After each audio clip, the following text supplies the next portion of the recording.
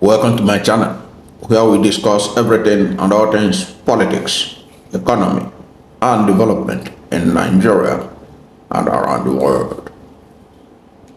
We're going to talk about Senator Ali Ndume, who is mocking President Bola Ahmed Tinubu over the poverty rate in Lagos, as he shared a video showing crowd of Lagosians that stormed Tinubu's residence in Lagos, waiting for palliatives from the president's house or residence. That's what we're going to talk about in this video. Why that is a good development. Don't forget, Senator Ali Ndume, former Senate leader, belonged to the same political party with President Bola Ahmed Tinubu, the ruling All Progressive Congress. You will see why this is important, that Senator Ali Ndume mocks the president over this to show the enormity of the problem the APC has created in Nigeria. Let's go. And if you are new to my channel, you have not yet subscribed to my channel, please subscribe to my channel. Hit the subscription button, hit the notification bell. When you subscribe to my channel and hit the notification bell, anytime I have a new video, you'll be among the first to know. God bless you. Senator representing Borno South, Ali Ndume, has shared a video showing long queues of Nigerians on Christmas Eve waiting for palliatives from President Bola Ahmed Tinubu at his Bourdillon residence in Lagos. The lawmaker posted the video on his X account to emphasize that poverty transcends ethnicity and religion, calling for urgent action to address the challenge. And he posted this video with this caption: "Queues for presidential handouts at Bourdillon on Christmas Eve highlights a sobering reality. Poverty knows no tribe, religion, politics, or region. It is a universal challenge that demands collective action and sustainable solution," Ndume wrote. Now, Ndume's comment was coming shortly, a few days after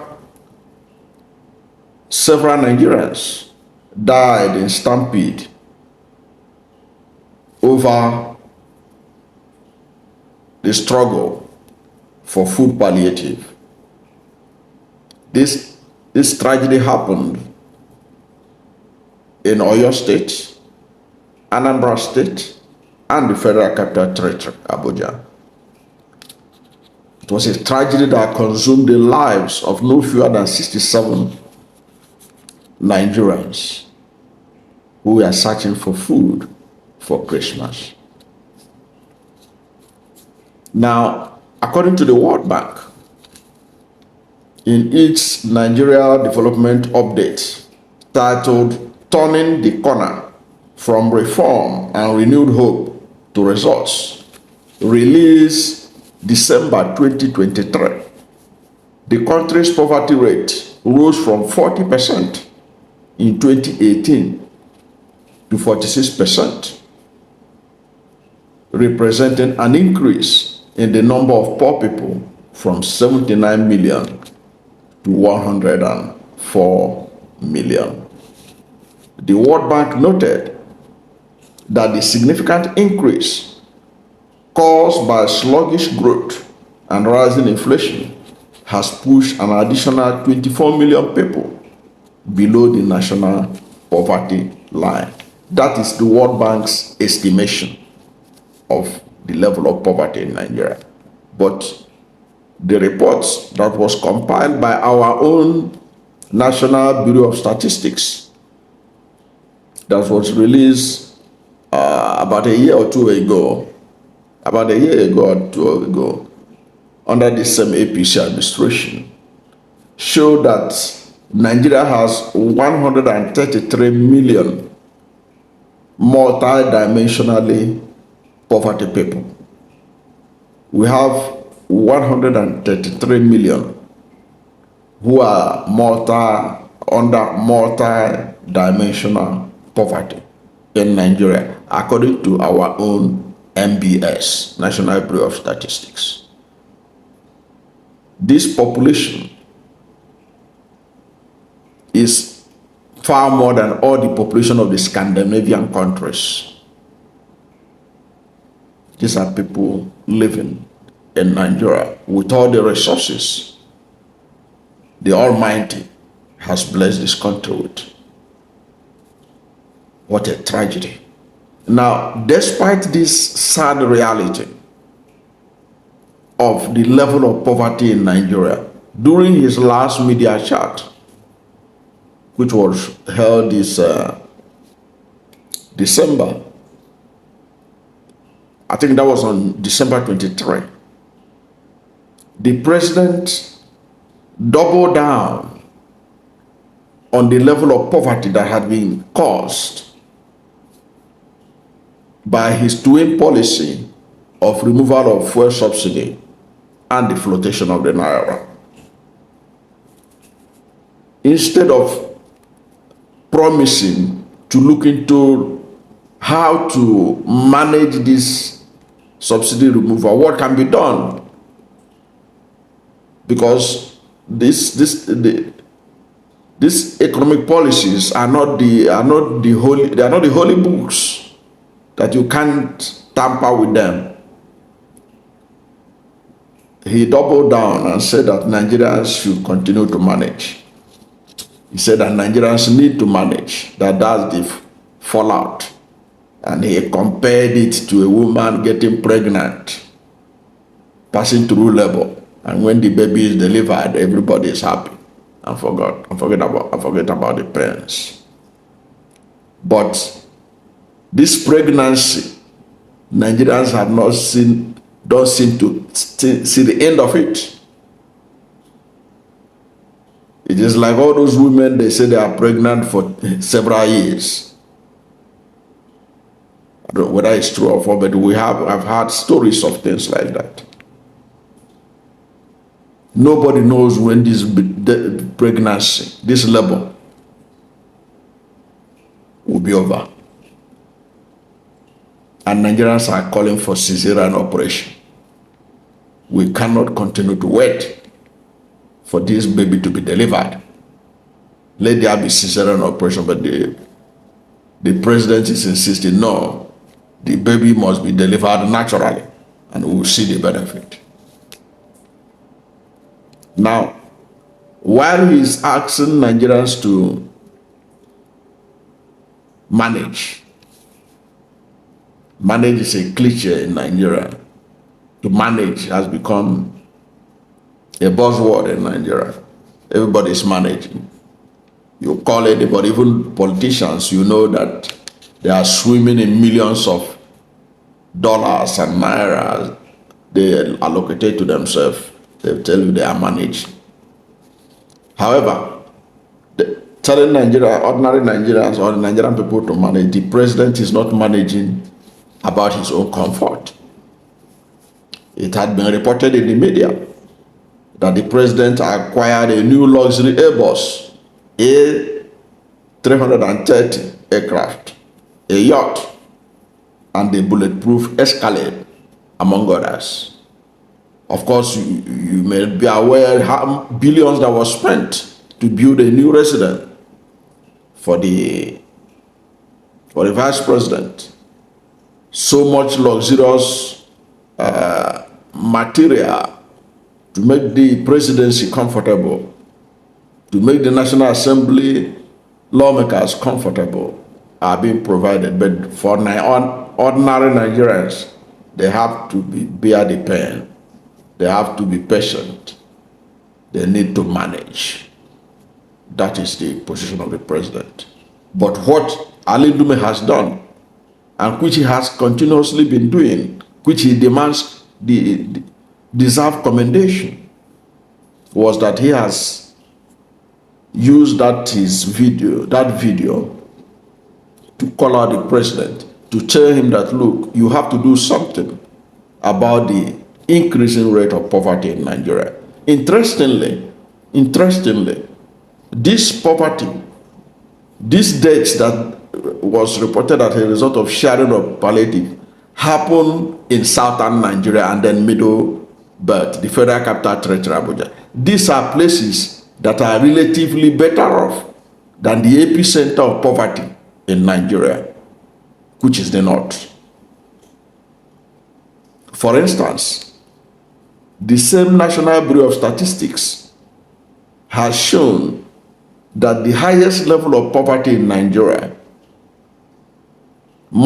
highest level of poverty in Nigeria is in northwest, followed by northeast, followed by north central, followed by south-south, followed by southwest, followed by southeast. Southeast is the least poverty-stricken zone in Nigeria.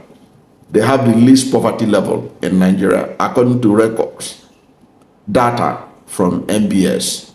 Yet, 22 people died in Okija, where they are struggling to be able to lay their hands on a bag of rice.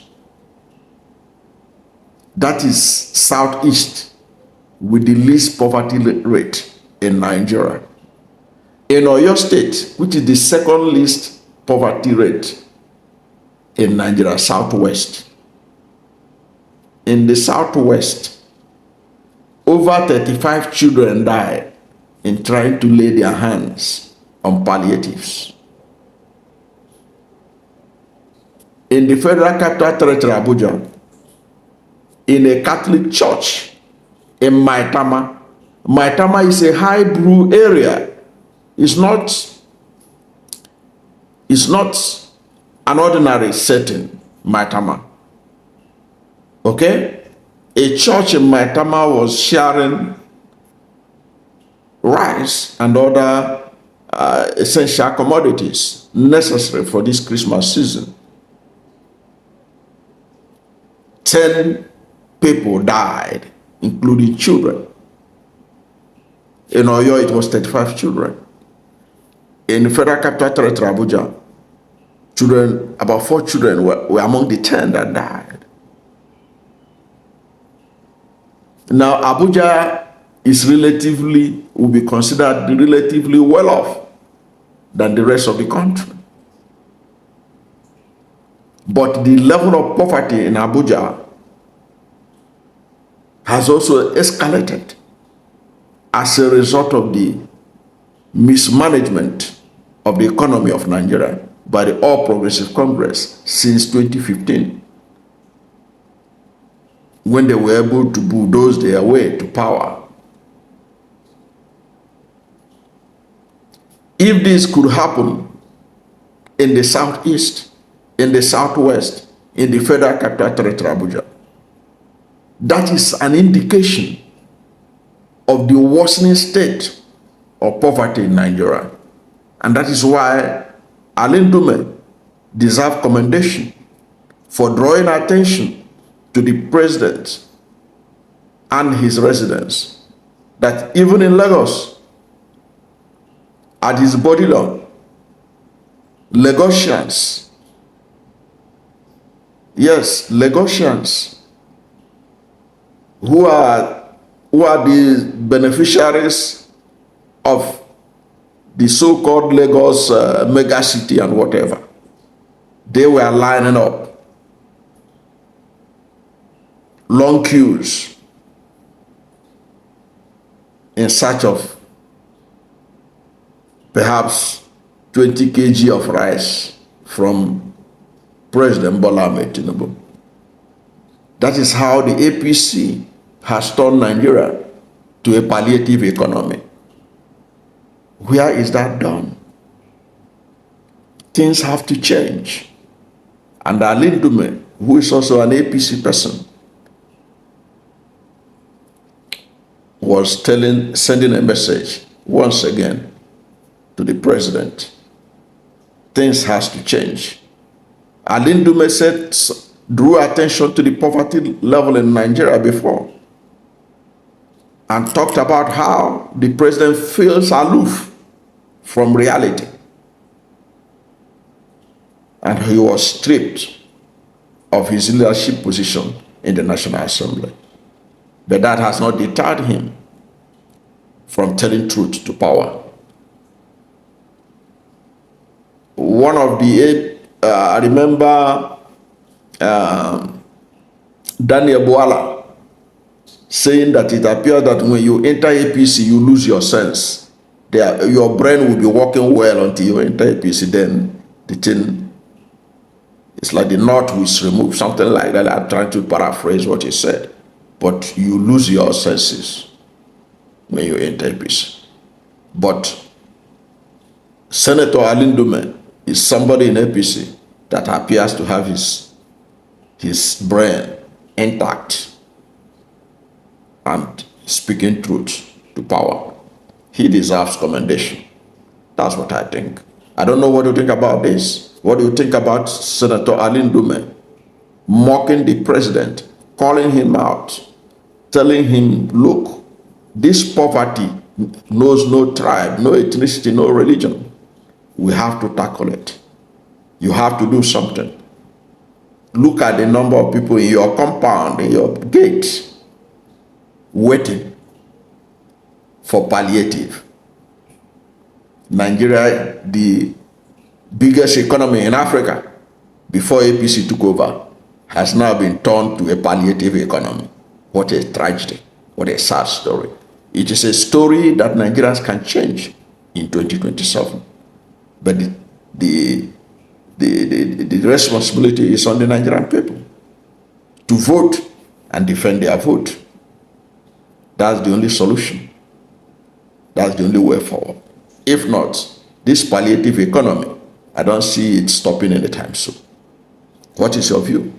What do you think? Whatever is your position, let's hear from you at the comment section. Thank you for watching this video. And if you are new to my channel, you have not yet subscribed to my channel, please subscribe to my channel. Hit the subscription button, hit the notification bell. When you subscribe to my channel and hit the notification bell, anytime I have a new video, you'll be among the first to know. God bless you. And please don't forget to like this video, because when you like it, Google will rank it high and recommend it for more people. Thank you, and God bless you and yours.